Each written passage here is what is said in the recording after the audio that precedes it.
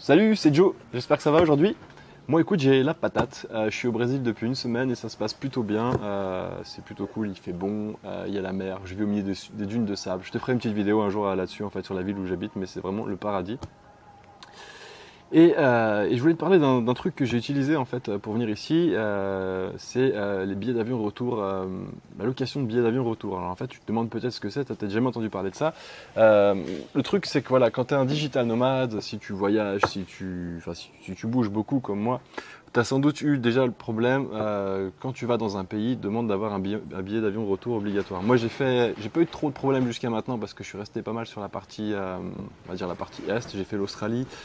J'ai fait l'Asie du Sud-Est et j'ai jamais eu ce genre de problème. Après, de temps en temps, j'avais mon billet de retour avant de partir. Des fois, non, mais j'ai jamais eu de problème en tout cas. Et puis, en venant au Brésil, là, je me suis renseigné et le billet d'avion de retour est obligatoire. Et du coup, je sais pas si tu connais ce genre de situation, mais des fois, tu sais, t'as pas forcément, tu sais pas combien de temps tu vas rester dans un pays. Si t'es un digital nomade comme moi, tu sais, tu pars dans un pays et puis bah tu vois ce qui se passe au jour le jour. Tu sais, tu te prends pas trop la tête. Et du coup, c'est chiant de devoir programmer un billet d'avion retour, ça te coûte cher, tu sais pas si vraiment tu veux retourner dans un pays, enfin, tu sais pas quel pays, tu sais pas combien de temps tu vas rester, tu sais pas ce que tu veux faire après, et puis ça peut te coûter de l'argent du coup, tu vois. Et en fait, j'ai trouvé une solution géniale qui s'appelle location de billets retour.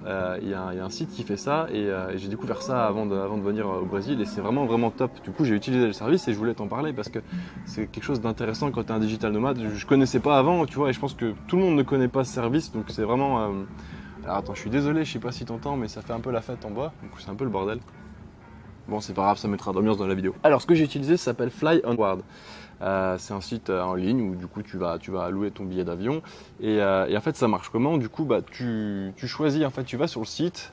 Alors je vais te faire une démo, ça sera plus simple. Je te fais une démo, on regarde ça tous les deux ensemble et puis c'est parti. Donc en fait tu vas sur le site et du coup tu dis bah voilà je veux réserver un billet, ça coûte super pas cher en fait, ça coûte 10 $ si tu prends pas les options. Moi j'avais pris les options parce que je savais pas trop comment ça marchait, tu vois, j'avais un peu la flippette. Et en fait du coup tu réserves ton billet, c'est super simple, tu choisis ton nom, donc tu vois Johan R, voilà, Johan Roche, tu vois, ça c'est mon super nom. Billet de sortie, je sais pas, donc du coup tu es au Brésil, comme moi je l'étais, donc tu choisis le Brésil.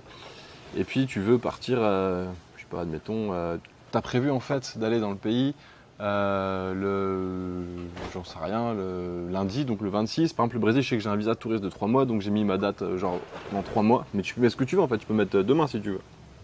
Donc date de sortie. Et après, tu as l'option louer. Alors à quoi ça correspond? En fait, tu as deux types de location. C'est juste au niveau du temps. Ce qui va se passer, c'est qu'en fait, ton billet d'avion, tu dois le louer juste avant de partir. Parce qu'en fait, ils vont te l'envoyer directement quand tu vas le réserver. Tu sais pas, moi par exemple, mon voyage il a duré 26 heures, je crois, un truc comme ça. D'ailleurs, c'était bizarre, je suis arrivé avant d'être parti parce que je suis parti du côté est de Sydney et du coup, tu changes, tu as un fuseau horaire où tu retournes le jour d'avant, tu vois, c'est un peu chelou. Enfin bref, tu vois, je déraille. Du coup, moi j'ai choisi 48 heures, comme ça j'étais tranquille. Ça veut dire que quand tu vas recevoir ton billet d'avion, tu le loues en fait et tu vas le recevoir par mail. Ce billet d'avion va être disponible 24 ou 48 heures. Moi j'avais choisi 48 heures pour être tranquille, donc tu vois ça vaut 16,99 $, c'est quand même. Ça va, c'est pas super cher, t'as un code promo, moi j'en avais pas, mais bon voilà. Puis tu peux même choisir, t'as un petit service, moi j'ai fait ça parce que j'aime bien planifier les choses à l'avance. J'avais choisi de le planifier genre 3-4 jours à l'avance et je t'ai dit, bah voilà, j'ai fait le mercredi et j'ai décollé le dimanche et du coup je l'ai reçu.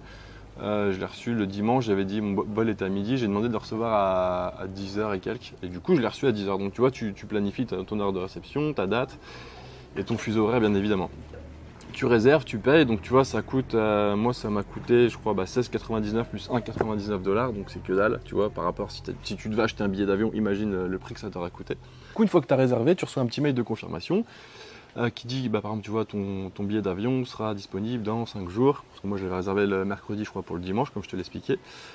Et puis, qui te dit, voilà, ton billet d'avion de retour partira du Brésil, mais on ne sait pas encore où il va aller. Ensuite, tu reçois un deuxième mail. Ça, je l'ai reçu. C'est un mail, en fait, genre le jour J, qui te dit, ok, on pense toujours à vous, vous allez recevoir votre billet d'avion. Et puis après, en fait, juste à l'heure que tu as choisi, tu reçois le billet d'avion. Et le billet d'avion, c'est un vrai billet d'avion. Donc tu vois, moi, ils m'ont programmé un truc. Genre, je partais de Sao Paulo. Et je retournais sur Amsterdam, donc le 6 août. C'est la date à laquelle j'avais choisi. Et du coup, tu vois, tu as ton avion, l'heure de vol, etc. Et tu as même ton billet d'avion que tu peux imprimer, en fait. Et pour la petite info, en fait, à Sydney, ils m'ont demandé, en fait, ils m'ont dit, attention, le Brésil, il demande un billet d'avion retour. Et ils m'ont demandé, en fait, le billet d'avion. Et du coup, j'ai pu leur montrer ça. La fille alors je sais pas ce qu'elle a fait exactement. Je pense qu'elle a peut-être checké sur son en ligne, je sais pas, mais en tout cas, elle a regardé. Elle m'a dit, ok, c'est bon et tout, c'est bien, vous l'avez. Donc voilà. La preuve, tu vois, j'avais vraiment besoin de billet d'avion, sinon je pense qu'il m'aurait bien emmerdé. Et tu te trouves con, en fait, si tu dois réserver ton billet d'avion à l'aéroport, tu t'imagines, ils disent, bah non, il vous faut un billet d'avion retour. Alors tu dois chercher un billet d'avion, puis tu sais, dans la précipitation, tu réfléchis pas, ça se trouve, tu vas prendre un truc cher, un truc qui ne va pas. Donc c'est quand même, le service est quand même génial pour ça, parce que du coup, ça t'enlève cette épine du pied et tu n'as pas besoin de t'emmerder en fait avec un billet d'avion. Acheter un billet d'avion à une date à laquelle tu sais pas et ou surtout tu sais pas où tu veux aller après. Enfin moi c'est mon cas personnellement. Des fois je connais même pas mon planning à une semaine à l'avance en termes de voyage. J'aime bien pas me prendre la tête là-dessus. Tu vois, je suis sérieux dans le travail mais pas sur le voyage. Donc voilà. Alors tu reçois ton billet d'avion et puis 3 jours plus tard, en fait quand je suis arrivé dans le pays, ils me disent ok, votre billet d'avion est terminé, on arrête la location et le billet d'avion n'est plus disponible. Alors il faut savoir, j'ai lu sur le site, en fait, je sais plus où exactement, mais j'ai lu sur le site que tu peux même aller checker en fait en ligne, sur le site de la compagnie et ton billet d'avion est vraiment disponible. Comment ça marche en fait? Ils achètent pour toi un billet d'avion et ils te le louent et derrière après ils l'annulent. Alors je sais pas exactement comment ils font financièrement. J'imagine qu'il doit avoir des bons liens avec les compagnies aériennes ou alors des bonnes assurances, tu vois, pour l'assurance annulation. Du coup, ils perdent pas trop d'argent parce que le service coûte quoi, les $20 si j'arrondis, et ils arrivent à se faire de la marge dessus. Donc tu vois, je pense qu'il y a vraiment une bonne combine derrière. Mais en tout cas, ça marche super bien. Et bon, je l'ai utilisé qu'une seule fois, mais je trouvais ça sympa de t'en parler parce que moi j'ai vraiment eu une bonne expérience, tu vois, c'est passé comme sur des roulettes, je l'ai programmé, je l'ai reçu à l'heure que je voulais, on me l'a demandé, je l'ai montré, ils m'ont dit c'est parfait, tu vois, je suis arrivé au Brésil, aucun souci, j'ai reçu le mail comme quoi ma location était finie, la location de billet d'avion, et puis voilà, je suis arrivé, donc voilà, un bon service pour les digital nomades comme toi ou comme moi, tu vois, et j'espère que ça pourra être utile. Alors je précise que je gagne pas d'argent sur ce service-là, enfin tu vois, il n'y a pas de lien d'affiliation, quoi que ce soit. Je te mets le lien quand même en dessous de la page, mais comme je te dis, il n'y a pas de lien d'affiliation, c'est juste vraiment un service que j'ai trouvé super et du coup je souhaite te le partager. Et à ce propos-là, alors je suis en train de bosser ça fait déjà plusieurs semaines que j'en parle, mais parce que j'ai bougé de l'Australie au Brésil, du coup j'ai pris un peu plus de temps là-dessus. Je suis en train de bosser sur un truc que j'appelle la tribu, c'est la tribu des autochtones numériques, en fait c'est la tribu des digital nomades. Et en gros je voudrais faire une espèce de petite communauté de digital nomades, donc de gens qui bossent sur le web ou qui utilisent le web pour travailler partout dans le monde, français ou anglophone, mais je pense que ce sera plus facile avec des français pour le moment parce que moi je parle français, je parle aussi anglais, mais globalement les gens parlent plus français, ceux qui suivent ma chaîne. Et l'idée en fait c'est de faire une petite communauté et de pouvoir travailler ensemble, donc je sais pas encore comment je vais planifier ça, j'ai ma petite idée, j'ai commencé à bosser sur un truc. Je vais peut-être faire même plusieurs choses, on verra. Mais en tout cas, si tu es intéressé, il y a un petit lien en dessous pour s'inscrire à la tribu. Tu vas recevoir du coup un mail de confirmation. Et puis tu vas recevoir aussi, je t'envoie mes news de temps en temps quand je les trouve intéressantes. Donc je t'envoie les liens vers mes vidéos. Et du coup voilà. Et puis n'hésite pas, si tu es intéressé par... tu sais, moi je voyage. Ça fait bientôt 2 ans que je voyage. Du coup, j'ai pas commencé mon activité digital nomade il y a 2 ans, mais j'ai bossé en agence web avant. Et puis, au cours de mon voyage, j'ai décidé de reprendre l'activité. Et du coup, maintenant, je bosse en ligne et je voyage en même temps. Donc, écoute, moi, mes vidéos, ça parle de ça. Ça parle du fait que je voyage et du fait que je bosse en ligne. Donc, je te fais un petit méga mix de tout ça. Je te raconte ma vie, des fois, c'est chiant. Mais si t'es intéressé quand même et si tu aimes bien ma gueule, écoute, je t'invite à t'abonner. Et puis, il y a la petite cloche aussi, tu vas recevoir les notifications. Comme ça, tu rateras rien du tout. Et puis, dans les prochaines vidéos, j'ai commencé à prévoir 2-3 choses. Tu vois, là, je me suis posé, du coup, je reprends un peu le temps de faire un peu plus le temps de faire des vidéos. Je vais reprendre un peu la cadence de 3 par semaine, comme je l'avais dit il y a quelques semaines. Et dans les prochaines vidéos, je voulais te parler